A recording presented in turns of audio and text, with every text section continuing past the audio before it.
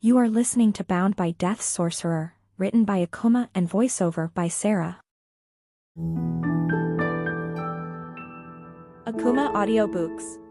Chapter 2, A Calculated Risk. Tyler waited in awkward silence for several seconds as he waited for someone to actually do something. It seemed as if everyone else was also waiting, which absolutely did not make him any more comfortable with the situation. After several more seconds, the mechanical doors at the dead end of the short hallway beyond the guards slid open, and another woman emerged. It was hard for Tyler to pinpoint what was different about her. Sure, he could list the mundane differences between her clothes and those of the casino clerk, or how she carried herself differently from the two guards. But really, there was just an aura about her that was as professionally businesslike as the clerk and as stern and unwavering as that of the guards.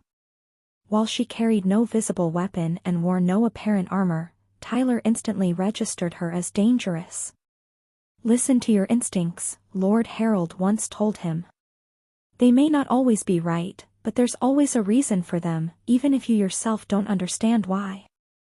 "Good afternoon," she greeted them in a cool, crisp, thin-lipped voice.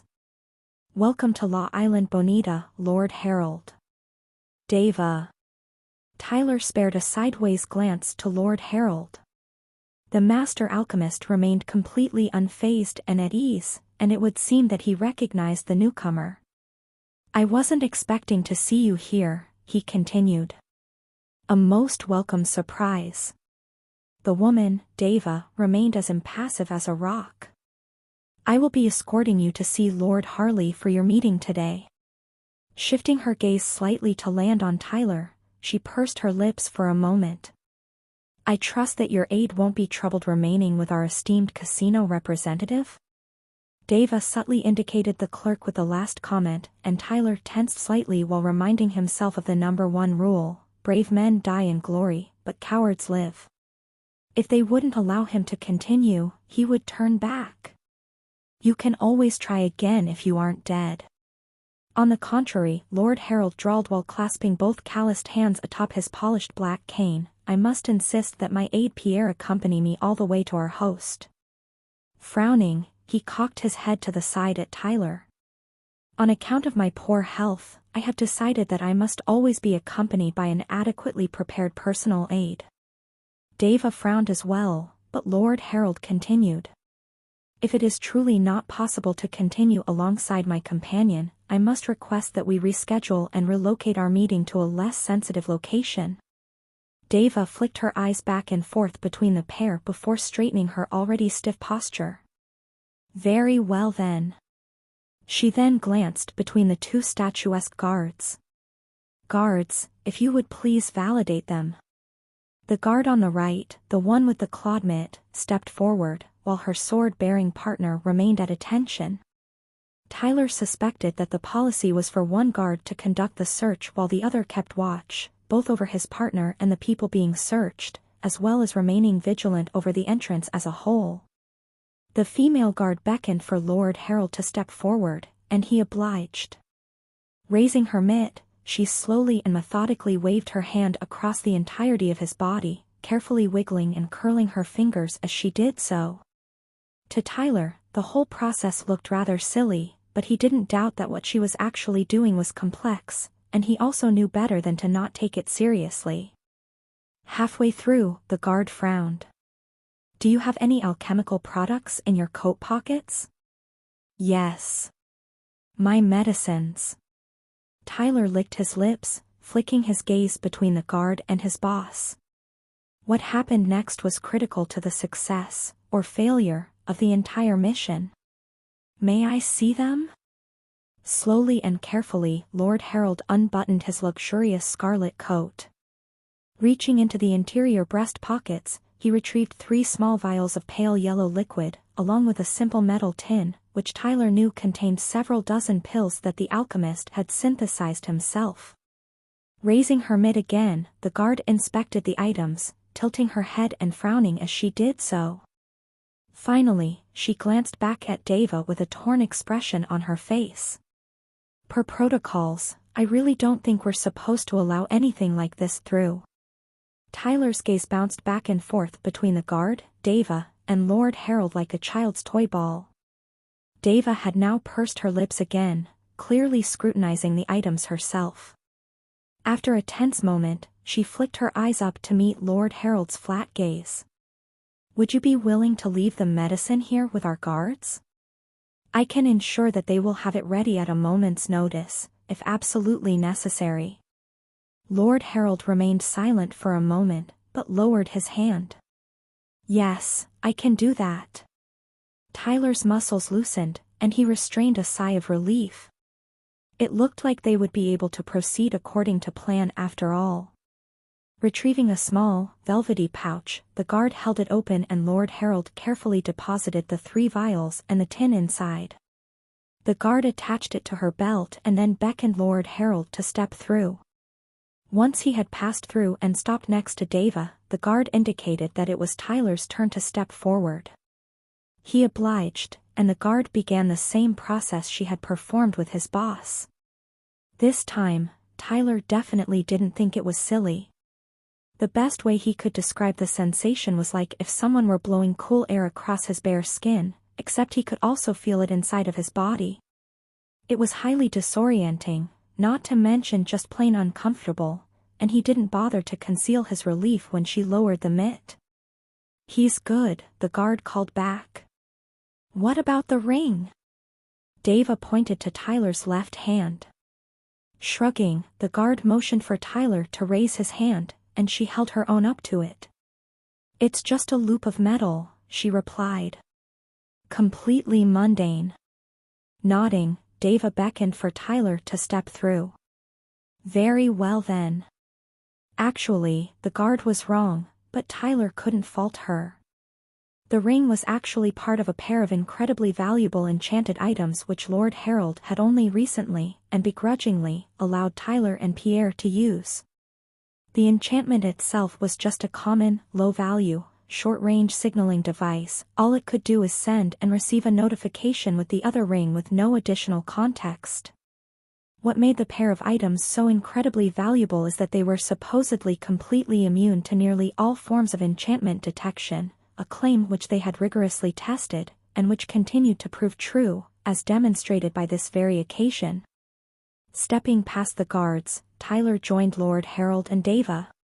"You may return to your station," Deva told the casino clerk, who departed with a silent bow. "Follow me," she instructed while turning around and striding over to the mechanical doors of the lift. As soon as she was within several paces, the iron doors slid open, which Tyler noted with mild interest. The interior of the lift was small, but not cramped, and rather plain and utilitarian, unlike the rest of the casino. Tyler suspected the rest of the vaults would be similarly lackluster. They didn't need to be interesting, their contents ought to be interesting enough on their own. As the trio descended down below the surface, Tyler couldn't help but imagine the staggering power and wealth contained within the space that they were about to enter, all just an arm's length away, and none of it would ever be accessible to him. And he made his peace with that. If he wanted to improve his situation at all, he needed to aim for what he could actually achieve, not what was most tantalizing. Which is exactly why Lord Harold had finally entrusted him with the ring, an item worth more than the entirety of what Tyler had been paid since he started working for the crime boss. Tyler had proven again and again that he was capable of prioritizing safe, stable gains rather than taking wildly reckless risks. The lift stopped, and the doors slid open, revealing a dimly lit, dreary stone corridor. Tyler instantly recognized it as a fully claimed dungeon passage. An ideal choice for such a vault. While fully claiming a portion of the dungeon that the entire city was built out of was long, hard, and expensive work, it could certainly pay off. Granted, you obviously wouldn't be able to delve it anymore, and so the Empire put restrictions on how much could be fully claimed in the first place, but for applications like this, having that degree of control and security was ideal. Breaking in would be nigh impossible. Unless you happen to work for an obscenely wealthy corrupt philanthropist who could easily arrange a meeting with the vault's manager. "Welcome to La Isla Bonita Vault." Lord Harold stepped out first, Tyler followed, and Deva took up the rear, before striding ahead to take the lead again. As the trio made their way down the corridor, Tyler restrained himself from peering into every room and side passage they passed. A degree of curiosity was understandable, of course, but he didn't want to look too interested. Nevertheless, his eye still wandered over all manner of treasures, as well as what appeared to be research laboratories, workshops, and ordinary offices. After what was probably less than a minute but felt far longer, the trio arrived at a set of brass double doors. Heaving them open, Deva indicated for Lord Harold and Tyler to step inside, and the two men obliged. Tyler hadn't really expected anything at all, to be fair, but he would still say he most definitely did not expect a library. The tall, cylindrical chamber was lined with nothing but shelves and shelves of books, tablets, and scrolls, with a wide, cozy sitting area occupying the middle of the floor below. Looking up and then back down, Tyler observed that the entrance was approximately in the middle. There was one other person in the room, a slim, plainly dressed, sharp-looking middle-aged man with slicked-back salt and pepper hair, sitting at the largest desk down below. Lord Harley, Tyler presumed as he associated prior descriptions with the appearance of the man below him. He didn't realize the door had closed behind him until Deva stepped in front of the pair and began making her way down the metal staircase zigzagging down to the lower level. Tyler shared a glance with his boss. Stairs weren't the most kind to the old alchemist, but together they could manage reasonably well.